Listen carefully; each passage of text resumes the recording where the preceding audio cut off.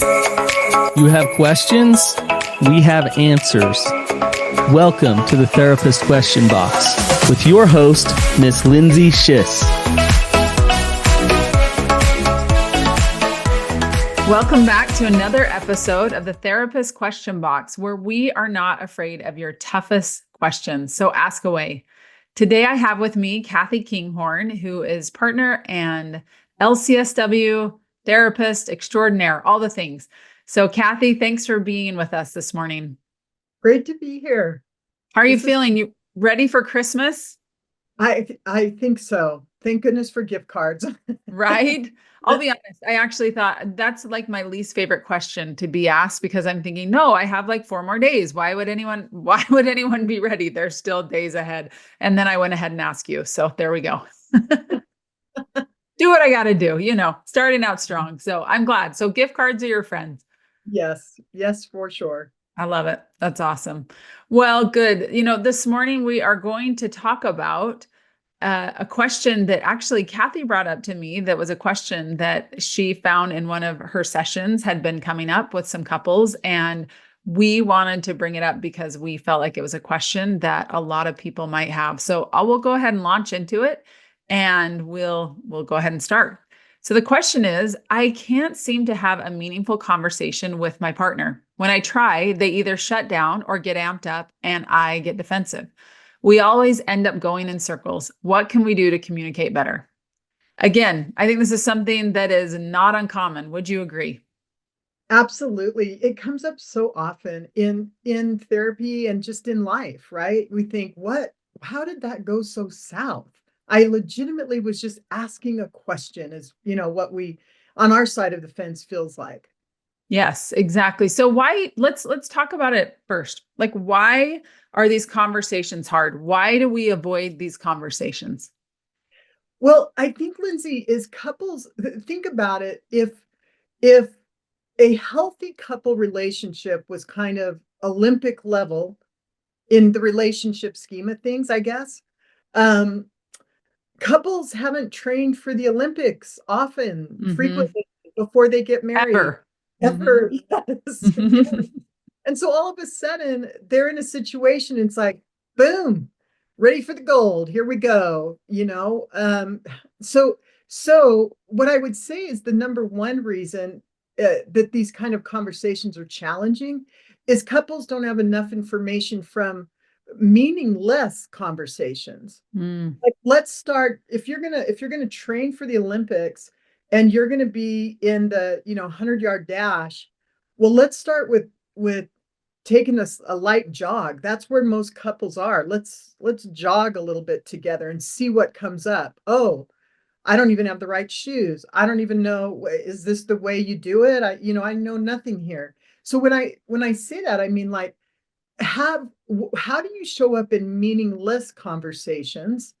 And that will give you so much information about how ready am I for a meaningful conversation. Good. Okay. So when you say, how do I show up in meaningless conversations? Can you tell me more about that? Saying like that there are maybe times where we don't even know how to have a meaningless conversation. Is that what you're trying to say? Yeah, because sometimes I'll have the homework assignment, so to speak, pick 3 topics that completely the outcome you couldn't care less about. I mean, it's just irrelevant. They're meaningless. They doesn't matter in any sort of scheme of things. Each of you just pick 3, and the thing to do is to let each other know, okay, we're going to some people put it in a cup, and they pull out the conversation starter. And the whole idea is, what do you notice about you as the question's asked? So maybe the meaningless topic is, maybe they're both animal lovers. And so they go, well, if you were in legislation, what laws would you put in place to protect animals? Neither one of them are looking for a political career. Right. So for them, that's what I mean by meaningless. It's like, this isn't really ever going to happen. And you pull it out, And this is where honesty, Lindsay, it always goes back to that. You pull it out and you read it, and it's their question, right? What laws do you think you would put on the books to protect animals? And you go, okay, wow, I'm going to be honest here. I feel like you're trying to trick me on a topic that maybe I should have known something. I should have researched this. You know how much I love animals. I'm already getting anxious because I know nothing about the laws that are on the books. And it's just interesting information that you're anxious and defended about a no consequence conversation.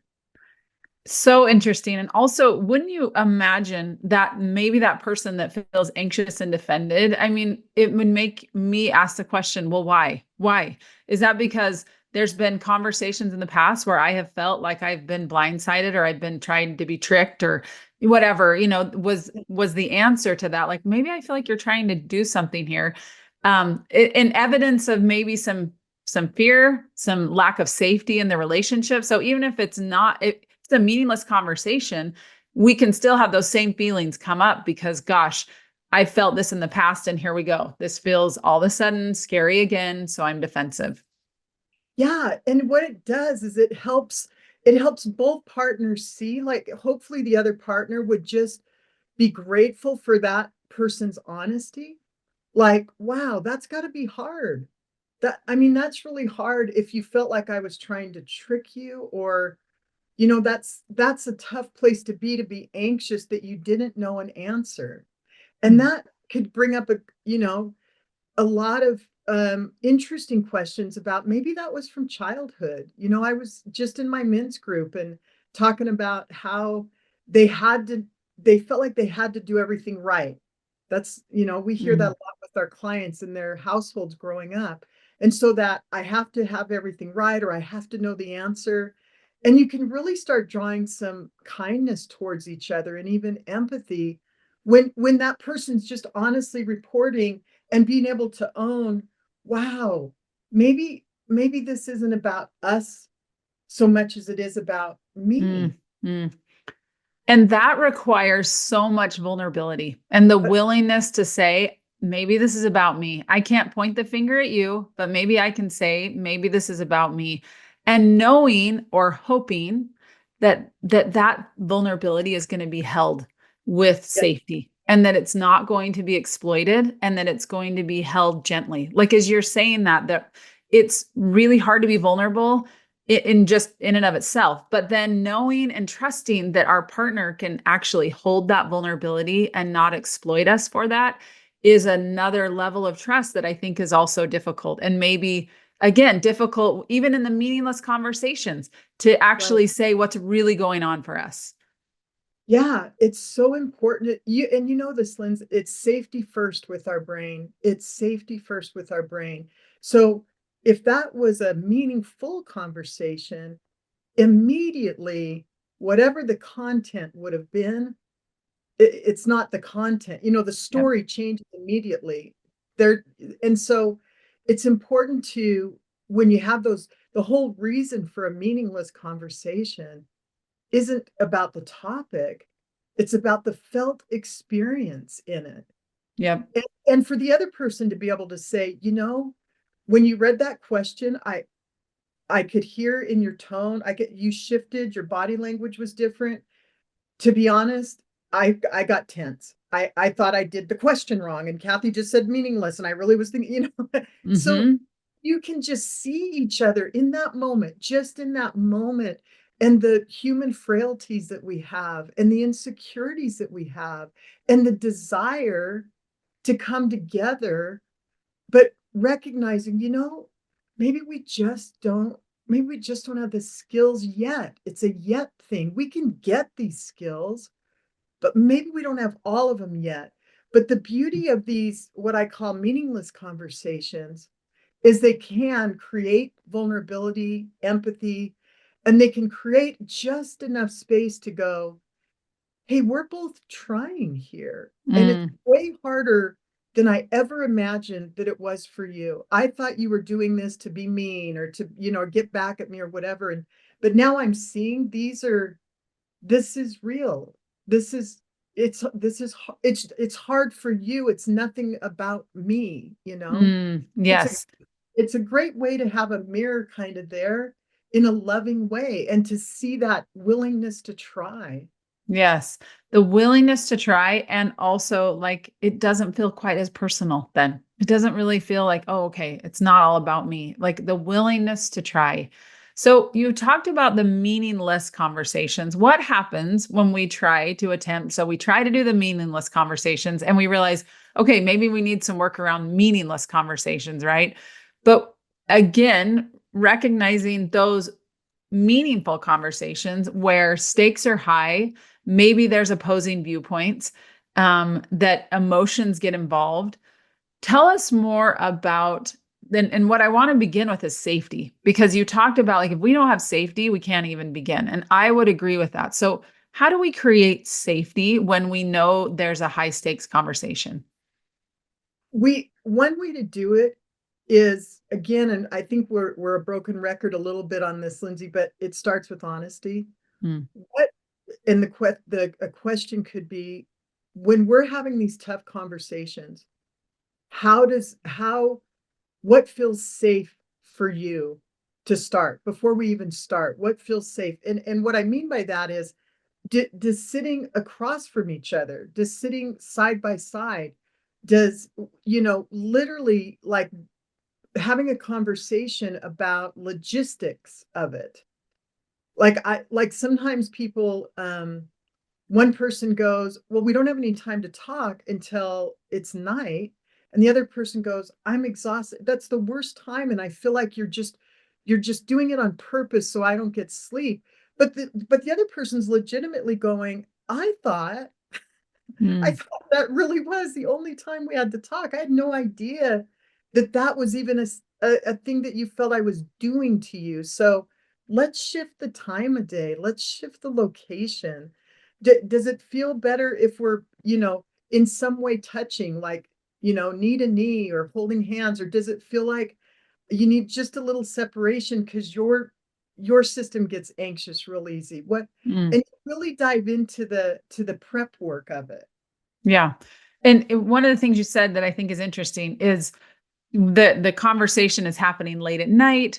The other partner doesn't even know it's a problem. And sometimes there's a narrative in our brain that we're like, oh, they must be doing this on purpose. They don't want me to be as awake or alert or whatever. It's a convenient time for them. Whereas really, that narrative could just be the story in our head versus actually what's really going on. So to get curious about those, the way we think about that, like, wait a minute, maybe that's actually just me assuming that and it's not my partner having malicious intent, right? But sitting in that place of curiosity of self, like, oh, wait a minute, what's coming up for me? Oh, I have a story in my mind that is about that. Uh, but again, how do we get to that place of introspection, right? When you said it starts with honesty, I hear that again. Okay, how do we be honest with ourselves when we may just have a knee jerk response? We don't even know it's coming up for us because it's just the narrative in our brain. We don't even realize it. One way is um even if the other person's, what their experience is with you, that you don't agree with it, accept that they're being honest. Let me give you an example of that. Had a couple the other day, and she said, every time I try to talk to him, he thinks I want to argue. Mm, And I'm just trying to talk to him. And I said, but you know what? What if that's his experience? That anything that's a discussion that you don't know the answer to is anxiety raising. And in his view, it's going to be an argument. mm, And, I mean, if that's true for him, and then we checked it out, and he says, yeah, it just feels like it's all okay. Now he's got some work to do, right? We can still have a tough conversation and feel like the other person is, um, instead of debating and kicking around ideas, they're starting from a place of argument. He can say, I feel like that's what you're doing. And then that gives you an opportunity to say, my approach is way different than yours. I get that. I am like fire and questions, ready to go, have an mm, opinion. That's how I roll. So How do I help? I want you to know I believe you. I believe you that you feel like I'm trying to argue. How do I make some kind of shift that might help that? Mm, The onus really is on him to go, I think just saying it out loud, maybe just saying it out loud that I have that it is about styles. Your style is way different than mine. I have an internal processor and yours is completely external. And so yes. respecting those different styles as not an attack, but more just styles, you know? Yes, that's such a great reminder that these can be just styles. They're not actually often intentional.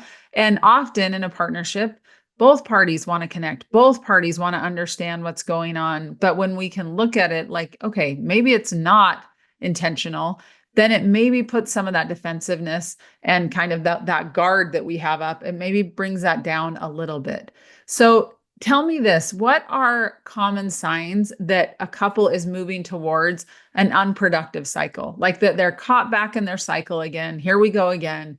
What are common signs? And what do we do about it? If it feels familiar, it's probably if you're in an unhealthy place and anything feels familiar, like how the conversation started or where it started, it's probably wrong. Mm, So if it's familiar, it's probably wrong. If you're in an unhealthy place, right? So if one of you says, um, starts it and the other one's busy and trying to get things done, and hey, I have to have an answer. What do you want to do on this? It's like, well, that then the other partner's going to get defensive. That's all familiar, right? mm, So that's not going to be healthy. It's not going to be productive. So okay. do something unfamiliar to make it healthy. Okay. So recognize those familiar patterns and recognize when it's time to maybe take a break. What do you, I mean, when I think about that, what does it look like, a break, when we go, oh, we're in a familiar pattern, it's not working. What are some practical strategies that you can say, okay, this is what a couple can do when you recognize we're getting into that familiar pattern without abandoning the conversation? Because sometimes that's what happens. Like, oh, you know what? Here we go again, and forget it. We're just going to go down the same path we've always been down. Name your pattern, whatever name you come up with. So it just reminded me because it's Christmas probably, but I had a couple name their pattern mistletoe. And so it's Mm, get into mistletoe, and I can't even remember the backstory. It's probably a great one, but then they say it, hey, mistletoe. And they both agree, if that's said, conversation done. The conversation is done. And then you both have something to work on, not just one or the other you mm, do. And you know what the other one's working on during that time. It's like, let's say one person gets defended and and their voice really escalates, and they know that's a challenge for you. When their voice escalates, it's a real challenge for you. It's not bothering them at all. They don't feel like it should be a problem, but it's a challenge for you. So mm, they might be working on, I'm going to, take 10 minutes. I'm going to do some deep breathing. I may even call a trusted friend that knows, that's in this with us, that I'm just going to say, hey, I need to help myself calm down. Um, and then I'm going to remember what I need to give to the conversation. mm. To move towards this relationship, I need to lower my voice. That's the way that helps my partner. And I have a responsibility to put something back into the relationship right now. I like that. And often it's really not the conversation, it's ego, it's pride, it's pain, it's safety. And recognizing, wait a minute, it's actually not often about the content of the conversation, it's what's going on inside of us that is so upsetting, right? I love that idea of you saying there's a key word that they can say, okay, you know what? This is our word, our code word, and we're going to take a break. But also the recognition that we're taking a break, but we're not going to let it go. We're not just going to abandon the conversation, because again, when we abandon these hard conversation, what happens? It comes out somehow, right? It's not, they don't just go away. They come out, or they build resentment, they build distance. So how did this couple that you're referring to, did they have a plan to come back and re-engage? What did that look like? Well, it really is about doing what's unfamiliar to your system. So they had specific action items, like the one did his voice escalated and he did get defensive. So his was, I'm gonna I'm gonna take a 10-minute break. I might need a 20-minute break. Mm, But at the end of 10 minutes, I'm gonna text you and say I need 10 minutes more. That's unfamiliar. That's not I'm out. That's familiar. I'm out and I'm leaving. The unfamiliar is I'm taking a 10-minute break. I may need 20, and then a text. So, and then coming before they come back, committing another unfamiliar place, committing to what am I going to give to this relationship? Not worry about what I'm getting. What am I going to give? mm, Because couples, the other problem is that couples get into, I have to win this argument. I mhm, have to win. I have to be seen right now. I have to be heard right now. My point is valid. I have ran it in my head. I know I've nailed this. And if you get into that, I need to win. That's a familiar place. And it needs to be broken and go, okay, wait a minute. What if this is just about understanding? What if this is checking into our skill set and going, you know what? We don't have the skills yet for this. We need to find a trained therapist, or we need to figure out the skill level we're at and meet ourselves there. mm, Give ourselves the grace of going, where am I really at? Is this a skills problem? You know, is that really what it is? Or am I honestly out of the marriage and I just don't want the other person to I don't want to acknowledge that to the other person. So, mm. there's lots of different things, like you mentioned too, Lindsay, that could be that bring unhealthiness to the situation. Um, and so it really is about going, how do I, how do I allow myself to see and understand the other person? How do I stop and say, wait a minute, I'm doing something really familiar right now? And how do I allow grace for myself and the other person? And how do we get to those questions? Because those questions require an immense amount of awareness and an incredible amount of humility. And sometimes when we're in those defensive places, gosh, in a conversation, that is not where our brain is. We're in a place of like, I'm going to defend and I'm seeking safety and I want to be right because that feels safe. These Yeah. other questions feel so vulnerable. Like, how do you get to that place? Think about it. The only way that firemen rush into a burning building is because they've practiced. Mm, They've practiced and practiced. Have when I say have meaningless conversations, I mean consistently. I mean plan it 3 times a week. Have it planned out. We're going to see our skill level. We have to assess our skill level here. Because if it's just a skill level thing, man, you can really move along pretty quickly. Now, if it's trauma, if it's addiction, if it's uh some learning disabilities, if it's something else, those are going to bring a lot more challenge into it.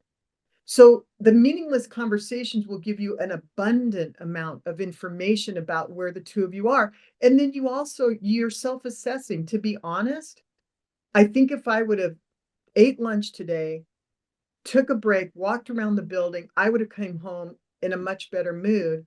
And so I've got to do that before we have conversations. I've got to be mm, taking care of myself mm. before we can have one. That makes a lot of sense. That again, just self awareness and the meaningless conversations. I keep hearing that over and over again because if we can practice on something that's low stakes, low emotion, and we're willing to put in the time, then hopefully we will get better when it comes to those high stakes, those conversations that have a lot of emotion tied to them. We will be able to do it in a much more productive way. Right. I mean, again, if you're having a very heated or a very emotional, meaningful, deeply meaningful conversation, that's your marriage is kind of burning building that, and you are the two firemen going in to put out that Mm, fire mm. with all the tools you got. Go in with that confidence that you know how to do it. And the way to get there is to pick up some tools. Yes, exactly. Pick up those tools and don't be afraid of them, right? Yeah. Don't be afraid of those Yeah. tools. That's what they're there for. And the firemen need to practice so they can actually know what it's like and go into and do the thing that feels scary and vulnerable and hard, right? All of those things. Yeah. Well, Kathy, I want to make sure, is there anything else that you want to add before we wrap up this conversation? Gosh, it's just one that, I hope our viewers keep asking questions, because these kind of tips and tools, we've got so many more to share. I think it's it I, there is tons more, Lindsay, but we'll put it on another podcast, because this is such a critical piece of relationship. So stay Such tuned. a critical piece. Stay tuned. There's more to come. I agree with that. Well, I just want to go over a couple of nuggets for our listeners so they can have some takeaways.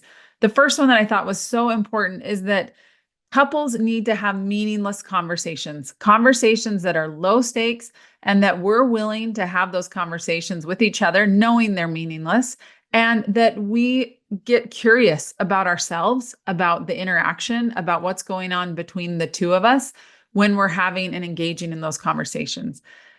And practice, practice, practice, right? Don't give up on those meaningless conversations. The second one is safety, that it just starts with honesty. Like, do I not feel safe? Am I trying to defend? Am I getting overly critical? Am I trying to be right? But finding that, first of all, honesty of self, and then what creates safety? What is it that creates safety? Because again, that's our number one. We're not going to continue down a path that does not feel safe. The third was the familiarity. I thought that one was so key, that when we get back to those familiar patterns, that we recognize it. Wait a minute. Oh, we're back into one of those familiar patterns. We need to go to an unfamiliar place, because that is actually where some vulnerability and growth can be. So I love that one. And then awareness of self. Is this a skill problem? Do we need additional support and help? Do we need a therapist to help us navigate some of these conversations that we keep coming back to, right? I heard it said, if we keep coming back to the conversation, it's not the conversation, it's our skill level and our ability to have the conversation, right? Or is it trauma? Is it addiction? Is it a learning disability? What is it that we're lacking that we need to really address? So I really hope this question is one that our listeners will contemplate, because again, it's not something that is unique to this couple that you have had in your sessions.